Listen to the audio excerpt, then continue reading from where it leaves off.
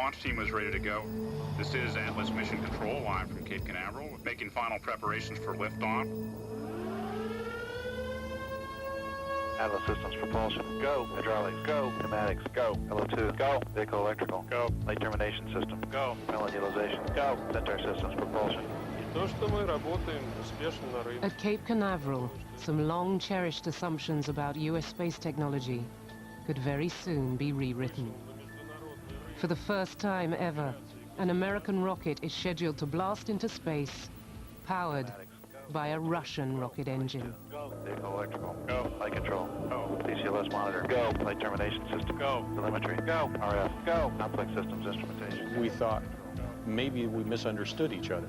The performance of the engines were probably 10 to 15% higher than what we had in the United States. Booms, go. Launcher, go. Water, go. Complex electrical, go. Allen monitor vehicle loads, go. It wasn't the same technology we're used to. It was a paradigm shift in what we were expecting.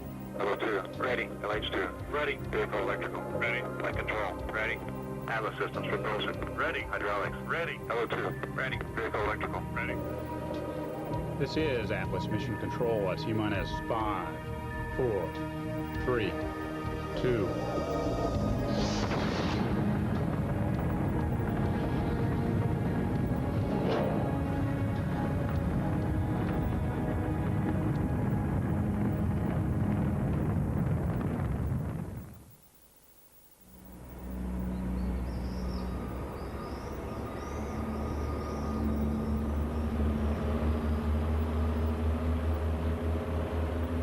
Behind the doors of this warehouse in a distant part of Russia lie what for 20 years was a closely guarded secret. A cache of rocket engines designed for the most ambitious space project ever to be undertaken by the Soviet Union. Today regarded as some of the finest in the world, the engines use a unique technology developed by Russia at the height of the space race. A technology so ambitious that Western rocket scientists thought it impossible to master.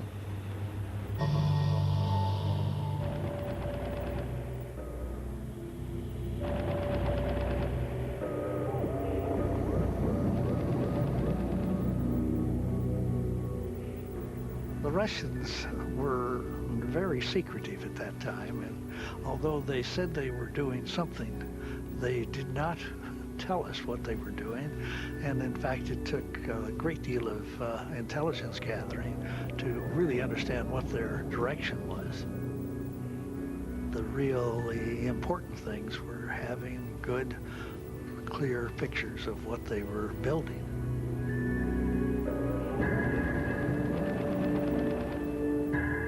In the 1960s, the spy satellites of the CIA were keeping regular watch on the Soviets' vast space launch complex, the Baikonur Cosmodrome in Kazakhstan.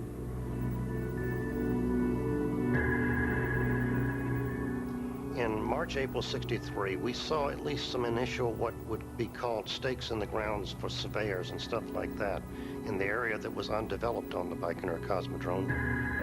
The size of the assembly building, the causeway had all the earmarks for a very large launch vehicle indeed. It was like, hello, what's going on here?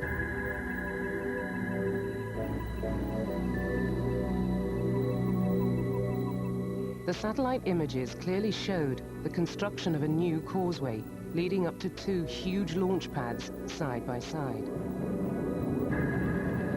To the CIA analysts back in Washington, the launch pads were the first hard evidence that preparations were underway for the assembly of a huge new rocket. The sheer size of the complex could mean one thing only. The United States was now in a race to the moon.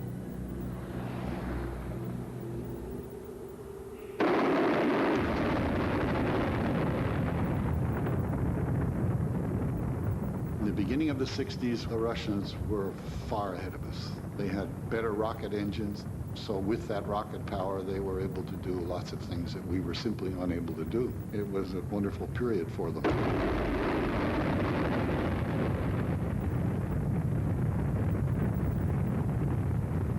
First ICBM in August of '57, Sputnik 1 in October of 1957, And then first man in space, first woman in space, first 3 men in space, first extravehicular activity, first spacecraft to hit the moon.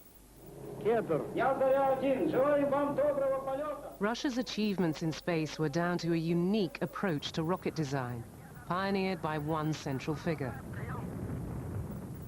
The anonymous chief designer, Sergei Pavlovich Korolyov, head of OKB-1, Experimental Design Bureau No. 1, and Russia's most senior rocket scientist. He was very much the dominant figure in the Russian space program. There's simply no counterpart, for example, in the US program. He had responsibility not only for the beginning years, the Sputniks, the manned program, communication satellites, spy satellites, planetary spacecraft. There's no American who had that kind of responsibility. You'd have to equate his work with 15 aerospace companies and about 4 or 5 NASA centers. Very, very much the dominant figure. His identity a state secret. As chief designer, Korolyov was the most powerful figure in the elite core of the Soviet Space Design Bureau, reporting directly to the Kremlin. Korolyov was the key figure behind Russia's unique approach to rocket design, a pragmatic, hardware-based philosophy in which important design questions were only resolved after full test flights.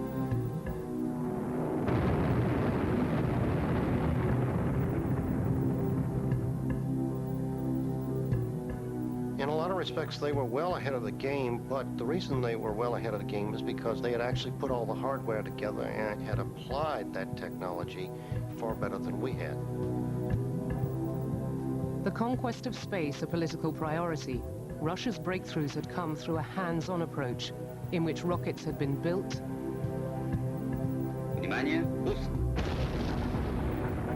flown, and improved.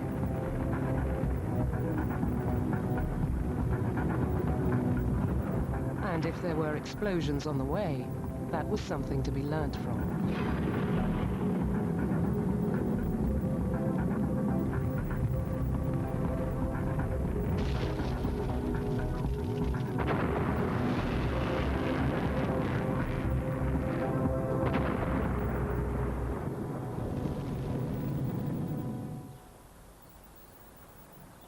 From his headquarters at OKB-1 in the suburbs of Moscow, Korolyov started work on a manned lunar mission, with that same experimental, hardware-based design philosophy. But the sheer challenge of getting a man on the moon was a problem on an altogether different scale from anything they had previously undertaken. With the United States already enjoying a head start from their declared goal of landing a man on the moon by the end of the 1960s, the odds against Russia winning were beginning to stack up.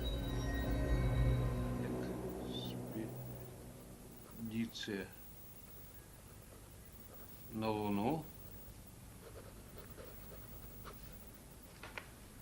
Одного космонавта. As Korolyov's deputy, Vasily Mishin had started working on rockets at OKB-1 after World War II. From the Earth's gravity and the Moon's distance, they soon worked out a lunar mission would need a huge new rocket.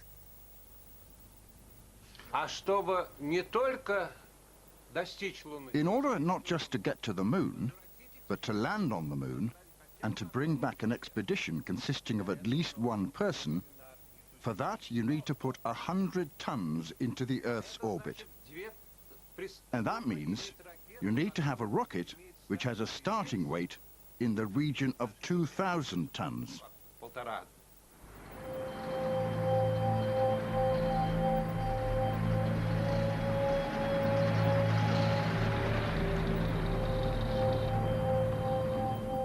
To build a rocket of the size needed, and within the Kremlin's deadline of beating the Americans, was a challenge beyond any the chief designer had previously undertaken.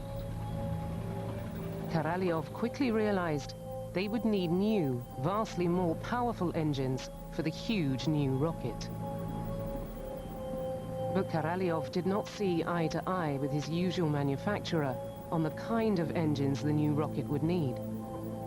He had no choice but to find an alternative supplier.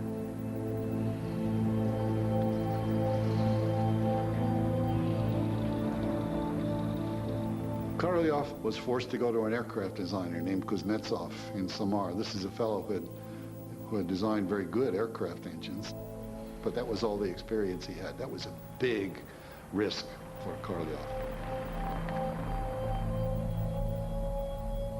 Kuznetsov had built up a formidable reputation as a jet engineer, having designed the engines for the first Soviet long-range strategic bomber. But he had never worked with rocket engines.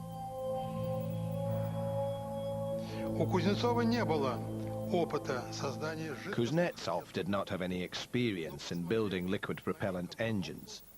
But when he looked at their configuration, he saw that liquid propellant engines, rocket engines, did not pose any more problems than aircraft engines, and realized that this challenge could be solved.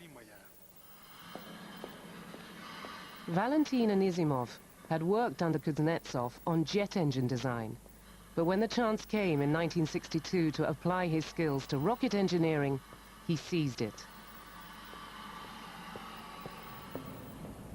From the Kuznetsov Design Bureau in Samara, on the banks of the Volga River, 1,000 kilometers from Moscow, the team began working out what kind of engines the colossal new moon rocket would need.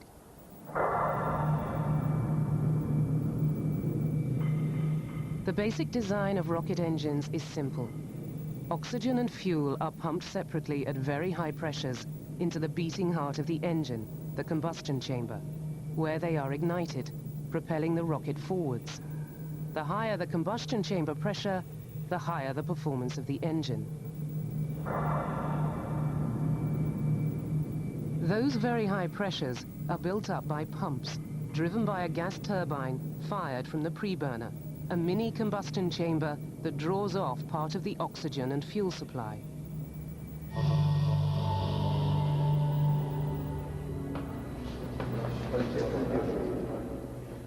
Faced with the deadline of beating the United States, it became obvious to Korolyov there wouldn't be the time to develop the kind of gargantuan engines needed for the new rocket, christened the N1. With Russia lacking the kind of industrial infrastructure of the Americans, there would only be time to make small but highly efficient engines for the N1 rocket, a total of 30 for the rocket's first stage. In order to lift off, you have to have more thrust than the gravitational force holding you down.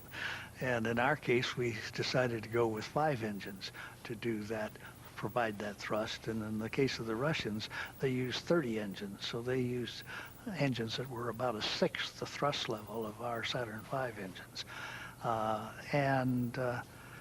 You know, it's a matter of engineering choice which way you went. But the choice to have 30 engines was one that was forced on Korolyov by Russia's lack of resources. With so many engines, the chances of any one failing would massively increase.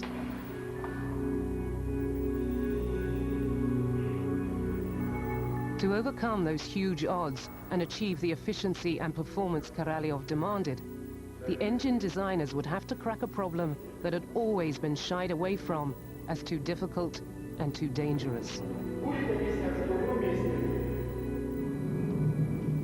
At that time, all American and Russian rocket engines worked using an open cycle, in which the exhaust products from the pre-burner that drives the pumps are dumped over the side. A simple but wasteful design. But for the high-performance engines Korolyov demanded, that inefficiency was unacceptable. Russia's engine designers would have no choice but to take an untried and highly risky step. They would have to close the cycle and find a way of safely channeling the exhaust products from the pre-burner back into the combustion chamber to be refired, a potentially explosive process but one that can boost the lifting power of the rocket by 25%. Closed-cycle engines require a much better understanding of the combustion process and much better control of all of the stages in that combustion process.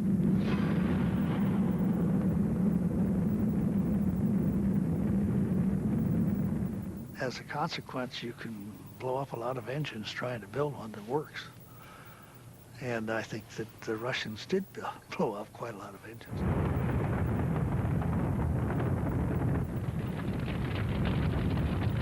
Mastering the new closed-cycle technology with their experimental test-based approach would take time. Time the Russians lacked in their race to beat America to the moon.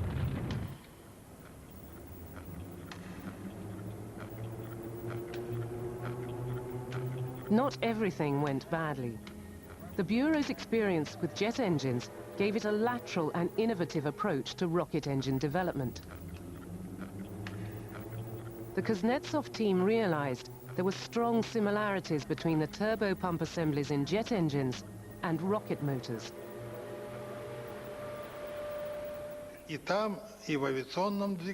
the construction of both airplane engines and rocket engines, there is a battle to keep the weight down. In our design, the booster pumps are inside the main pumps. This dramatically reduces the external piping, improves reliability, and decreases weight.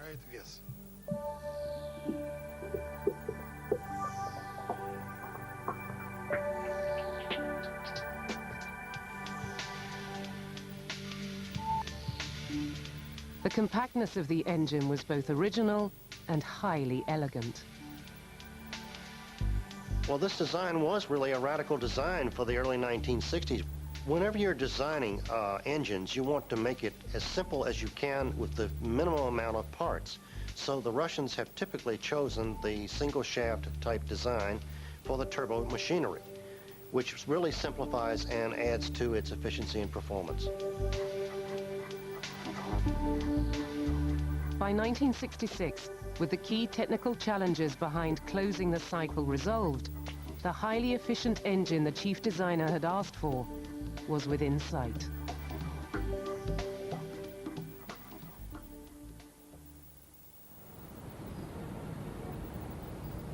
But the project was then struck a devastating blow. During routine surgery in January 1966, Korolyov died.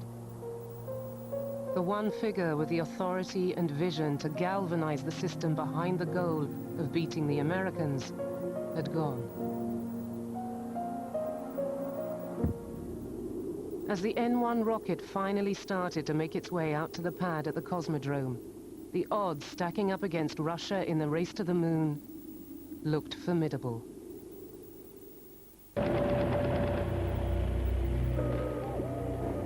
By 1967, the first N-1 moon rocket had been assembled at the Cosmodrome. Standing 35 stories high and weighing the same as 400 double-decker buses, Russia's answer to America's Saturn V presented an awesome sight.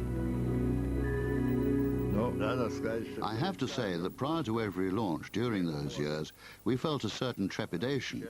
We were still affected by the large number of accidents that we had witnessed with our own eyes, pretty much since 1947.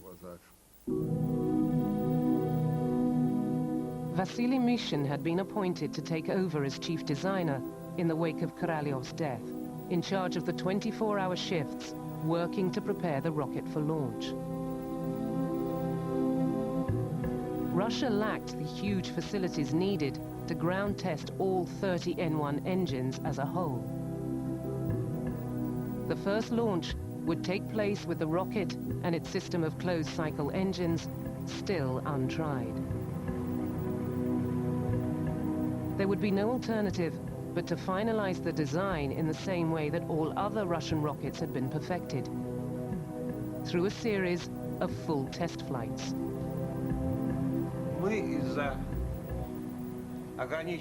Because of our limited resources and capacity, we had to do the bulk of the development of the rocket stages during test space flights. We planned 12 unmanned launches, and we only planned manned flights for the 13th and 14th launches.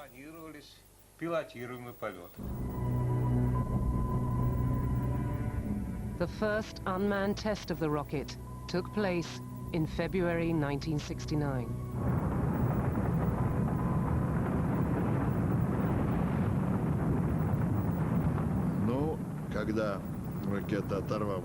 Well, when the rocket left the launch pad, in those first few moments there was a sort of uplifting feeling. Yes, it's taken off. Yes, it hasn't blown up on the spot. This was already a great victory.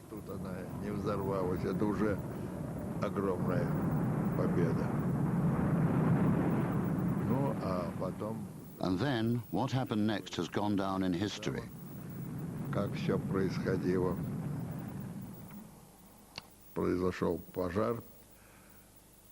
There was a fire in the rocket, followed by an explosion. And it has to be said that at the time, we felt this was bound to happen. We hadn't finished working on it. A minute into the flight, the rocket exploded 40 kilometers from the launch site. Metallic debris had caught inside an engine.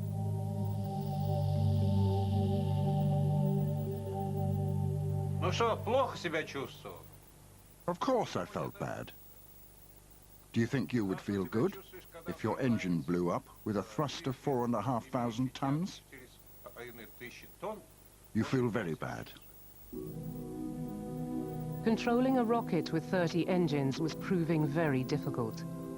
But with another 11 unmanned launches still to go before the first manned flight, the engine's control system was improved ahead of the next launch in July 1969. This is the launch now, you see.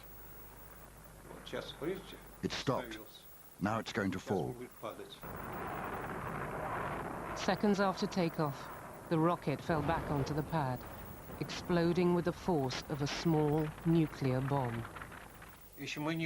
We hadn't left the dugout 10 kilometers away when it crashed. That's what saved us. If we had come out, we would not have survived.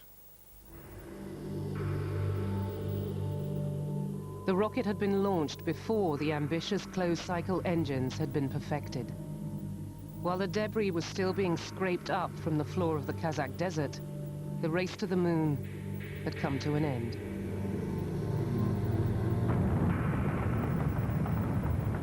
Just 2 weeks after the N1 disaster, the Americans were celebrating victory in the wake of the successful Apollo 11 mission. But the Russians didn't give up there. True to their practice of evolving the design through actual launches, the engine and rocket were steadily being improved. To prevent the intake of debris, filters were fitted to the engines, and the launch pad was rebuilt ready for the next tests in 1971 and 72. Well, this is the third launch. I've only seen this on film. I didn't actually see it in real life, only the traces.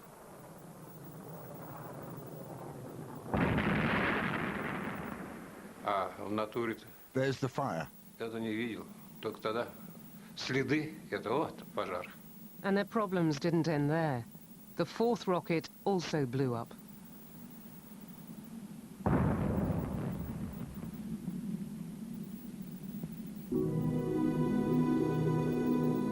The moon race may have been lost, but by the early 1970s, the proven Russian system of refining through test flights was delivering real improvements in the rocket. A new engine, designated the NK-33, was being finalized, in which the gremlins identified from the launch failures had been ironed out. With new filters and protection against vibration, the high-performing closed-cycle engines the designers had dreamed of were finally ready to fly. Experience showed that Kuznetsov's engines could be made reliable, but for that we needed those very 4 years by which we lagged behind the United States.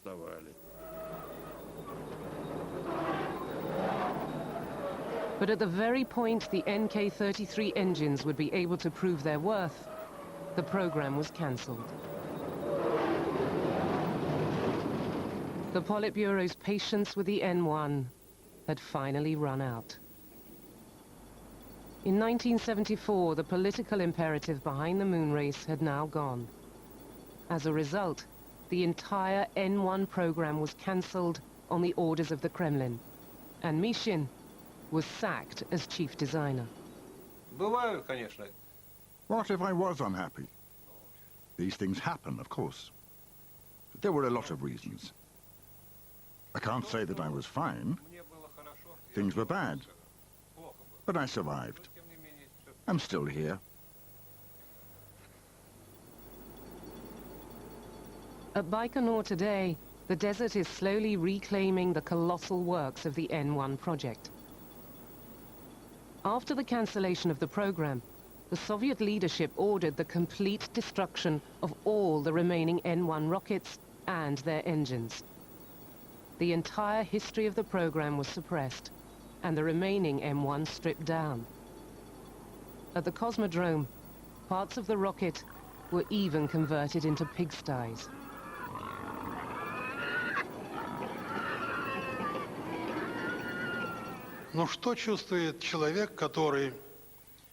What does a man feel when he was responsible for the creation of a project, for nurturing it, when this system was created and it worked, and suddenly, at the height of your involvement in the creative process, you're told to cut it short, to put a stop to it?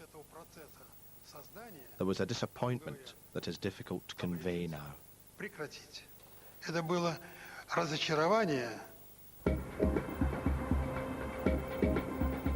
The story of the N1 remained a shameful secret until the early 1990s, when, with the fall of the Soviet Union, information started to trickle out. Visiting American rocket scientists, the first to delve into Russia's achievements in space, was starting to get details of an engine for sale. The engine used a kind of technology very different to what the Americans were familiar with. The description to me was I think there's something there, go find out. So off we go to start developing contacts. You know, who do you talk to? How do you get there? You know, the barriers that we were looking at looked to be almost insurmountable at the time, but we chewed away at it, finally got the right connections and started seeing some of the data. Information was emerging about an engine with unusually high performance specifications. When we went to Moscow, the word got around that we were there, and we went, several times. And what happened is people started coming to our hotel, and one of the people that came was a gentleman from a test facility in Salda, up in Siberia, where they had tested the NK-33 engine. And through him, we were able to arrange a meeting with Mr. Kuznetsov himself. An unprecedented invitation followed to visit the design bureau at its secret location in Samara. There was something they wanted the Aerojet visitors to see.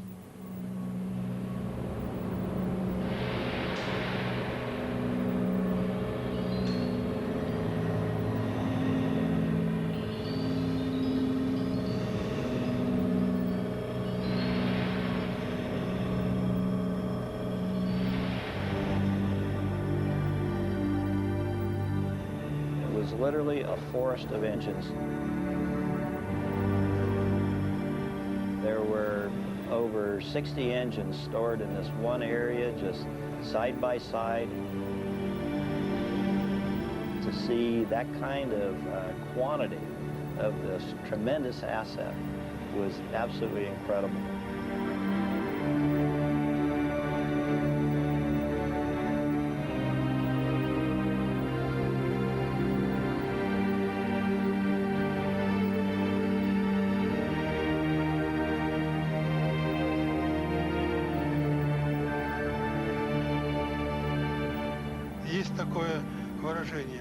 He was speechless. There's that saying, it took his breath away. He saw them and his jaw dropped. There was a forest of engines. He was amazed. In defiance of the Kremlin's orders, the stockpile of NK-33 engines left over from the moon effort had been preserved in a warehouse safe from prying eyes for almost 20 years. Поэтому неразумно было работающие двигатели. It was not sensible to consign engines that were designed to last and to work Под бульдозер to the scrapyard to be melted down. он по своей инициативе. On his own initiative, Kuznetsov collected together all the engines that had been made and preserved them. И сохранил их. When you build a rocket engine, it's just unbelievable the amount of hours that go into each one of the engines, and it's a dedication. It almost becomes like your child.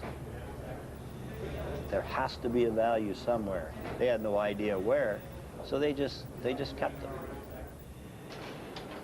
Now worth millions of dollars, with the visit of Aerojet's engineers, it looked like Kuznetsov's foresight in preserving the engines might pay off. But with the NK-33 never having proven itself in flight, Aerojet had some tough questions to ask about the performance specifications being claimed for the engine's closed cycle. Well, engineers never just say this is fantastic. We're a very a bit of skeptical type of people. We have to prove things to ourselves technically. We wanted to know for ourselves that we could back up the claims. That skepticism was deepened by the fact that the closed-cycle technology behind the NK-33 was only poorly understood in the United States.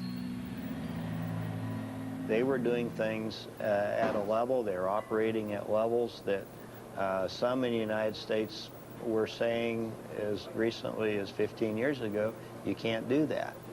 And yet they had been doing it for over 10 years.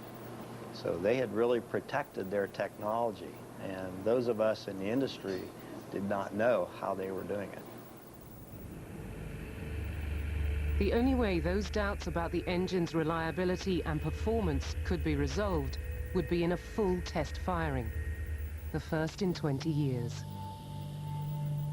An engine was sent from Samara to the test stand at Aerojet's facility in Sacramento, California, for a proving test set for October 1995. Bring up the sequence computer and load sequence. JSQ, NK firing program. Monitor supply pressure. Verify close, locks, engine safety valve. Open engine GN2 start purge supply valve. Open engine start purge tank isolation valve. Verify close, locks, run line drain valve. Ну, трудно переоценить те волнения. Well, it is hard to overstate the anxiety that we felt before the test. My hair had already gone white, and I thought, can it get any whiter with all that worry? There was worry, stress, every kind of stress. Nervous, physical, moral, psychological. Notify when pressure reaches 3,000. Pressure's up, pressure's 3,000. Stand by for test. NKP2, Q01, 1A001 on the countdown. Siren on. Off at the second valve. Press the camera iris. Countdown. 5, 4, 3, 2, 1.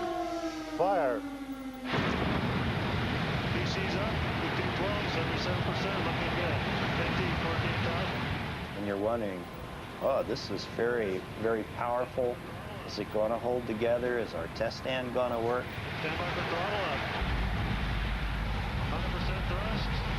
PC's looking good, 2100. The test conductor is calling out certain critical things, and in your mind you're saying, yes, that's right, it's good, it's good. The engine hit each of its specifications. Russia's alternative engineering approach had delivered a technology that, though 20 years old, America had still not managed to equal. 21 seconds. Shut down. We tested it at 10 a.m. That was about midnight here. Everybody was waiting for us to call and let them know how the test had gone. And we said, it's okay. It worked. Aerojet now had all the proof they needed to go out and sell the engines for use on the latest generation of satellite launchers.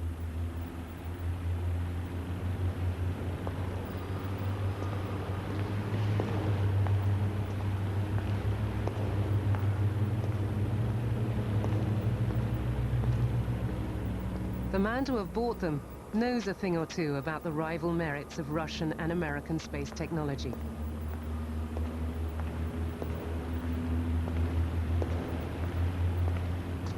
George Muller, the engineer once at the helm of America's race to the moon. I first came across the NK-33 when we began the development of the K-1, our reusable launch vehicle. We were looking for high-performance engines, and we knew about the Russian engines in general, but it wasn't until then that we really began to understand how efficient they really were. The efficiency of these engines is very good, better than anything else available in the world today. Start flight pressurization. Roger, going to flight pressures. The NK-33's closed-cycle technology has now been taken to a further stage in a new Russian engine. That engine is about to make history by being the first to fly on an American rocket. A rocket that started life as an intercontinental ballistic missile, pointed at Russia. 2 minutes, 15 seconds.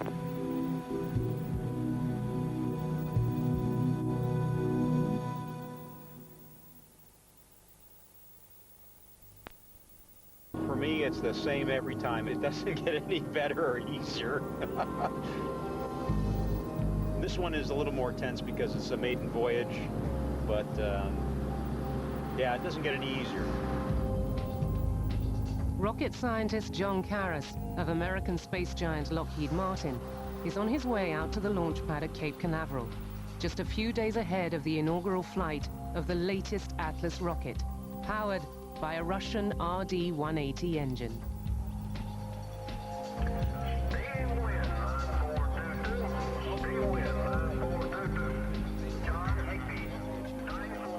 Twice the size of the NK-33, the new RD-180 takes Russian closed-cycle technology to new limits of performance, offering thrust levels almost 5 times those of a jumbo jet. If the launch goes as planned, the RD-180 will enter the history books as the first Russian booster engine to power an American rocket and its communication satellite payload into orbit. We're working a couple small items this morning, really one item. So we're doing final checks, and we're closing things out. In about an hour from now, we'll be actually buttoned up for launch, and we really won't do anything the rest of today, Friday, Saturday, or Sunday, and we'll come in and power up on Monday and go for launch.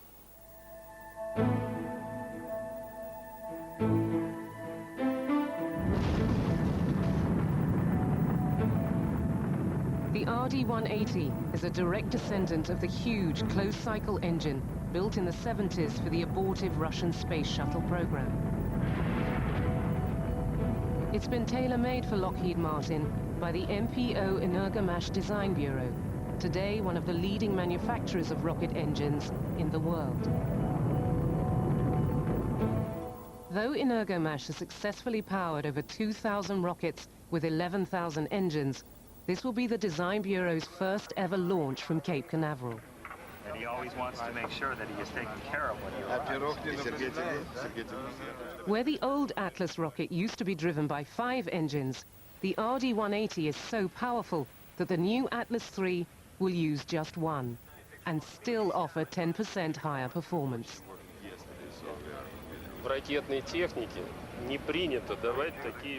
In rocket science, it's not done to make forecasts about the launch. As the saying goes, you have to knock on wood.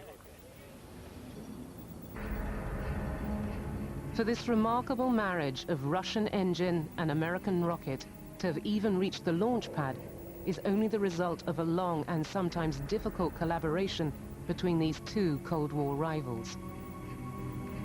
Bob Ford was one of the first people to assess Energomash's technology in the early 1990s. Our initial impressions was that we were being fed a line of something as a come-on, and we couldn't understand how they could be getting the type of parameters they were talking about. They were talking about chamber pressure inside the engine that were higher than anything that we had in the United States. The chamber pressures being claimed for the engine were above those found in the American space shuttle and outclassed standard rocket motors by a factor of 4 to 1. We thought maybe we misunderstood each other. We were being told things that we couldn't validate against our own experience, and we had to go off and check, because it just didn't. It wasn't the same technology we were used to. It was a paradigm shift in what we were expecting. 5, 4, 3, 2, 1. That gap between American expectations and Russian performance was explained by Russia's hardware-focused engineering tradition.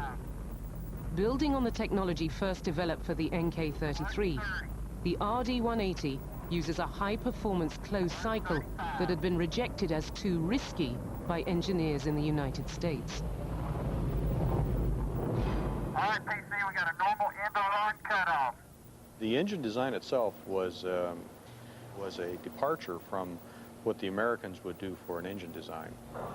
All the oxygen inside the engine actually flows through the preburner, what actually drives the turbine. The oxygen-rich closed cycle would mean far higher combustion chamber pressures, but it was not without risks. The hot oxygen gas coming from the preburner is so flammable that even the metal engine itself can catch fire and explode. If you had an ignition source, you could, and we've seen it on some engines, actually just burn the engine up. The aftermath is something to see. It looks like you've seen large castings that probably are 3 inches thick, literally melt like candle wax.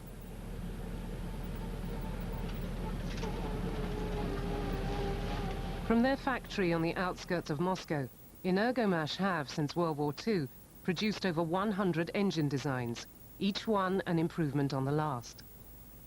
By incremental development, they succeeded in mastering a combustion cycle that, because it was oxygen-rich, had been rejected as just too dangerous by rocket scientists in the United States.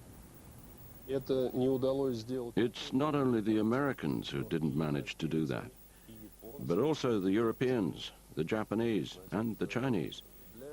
To do this, we had to approach how the fuel is burned in the preburner very carefully so that the temperature field is uniform, and to choose the right kind of materials and production techniques.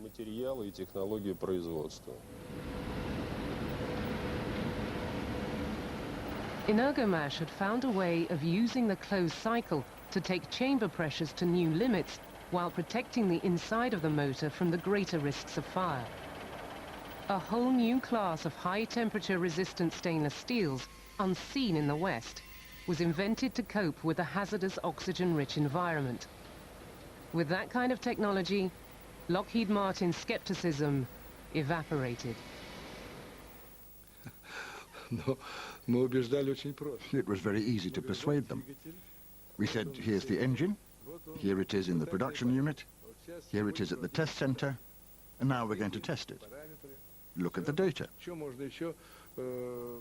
What better way to present it than with a concrete test of a specific iron engine, to be persuaded that it works, and works reliably. Lighthouse monitor, telemetry, channel 2. Roger. Attention on complex 36A. There'll be loud venting on the east side of APAD ramp. I say again, loud venting. At Cape Canaveral, the ground controllers have started their final checks. Clearance around the C-band and S-band antennas. Today, the RD-180 engine offers performance and reliability beyond anything achieved in the United States, with its billions of dollars of investment in space technology. 36B, All personnel. Exposure to Russian design philosophy has forced American technology giant Lockheed Martin to question some of its own most cherished working methods. Clear back, except for the green team. The Russians design engineers design the engine. They have all the drawings. They hand the drawings across to the manufacturing engineers that are on the floor that are actually going to build this thing, and those folks actually take over the design at that time. Whereas in the United States, the design engineer would design something, and he'll hand it across the factory floor, and the factory floor will say, I've got to meet this drawing. And what happens is cost of articles go up, scrap rate goes up, requirements for tighter and tighter machines go up, and we turn the factory into more of a technology lab. Так, внимание! Back at Kuznetsov, the team that designed and built the NK-33 is still together. Though now in his 70s, Valentin Anisimov remains chief designer of engines. He and the team are ready to resume production of the NK-33. We've been waiting for this for a long time, for 20 years. All the decisions on that have already been taken.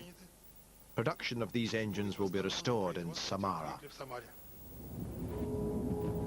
Highest winds we saw in the area were over 20, 23 knots, but nothing more than that at the Cape. So there's currently no lightning advisories for the Cape.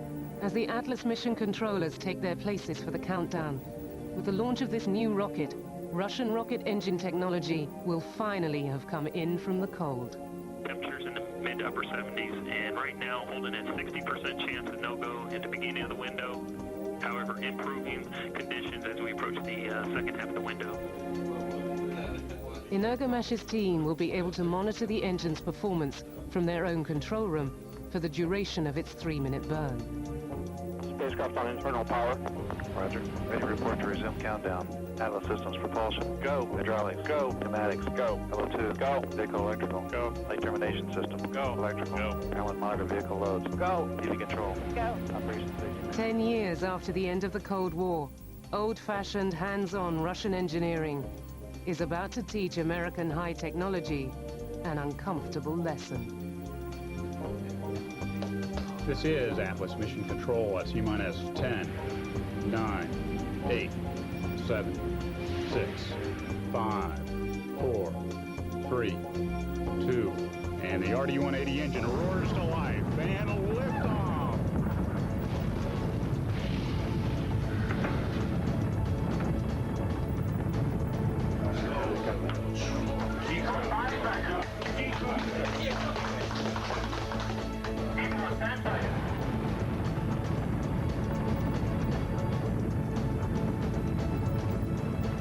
The idea that the technology in the United States was not equal or superior to the Russians was a very hard pill for a lot of people to swallow. It was very difficult to tell somebody in the government that all this money that they put into it, really, there was still a technology edge over in Russia over what we had here.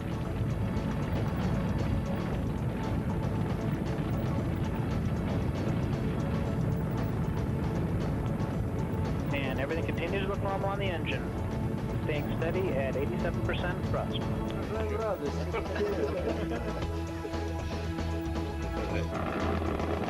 Engine parameters continue to look good.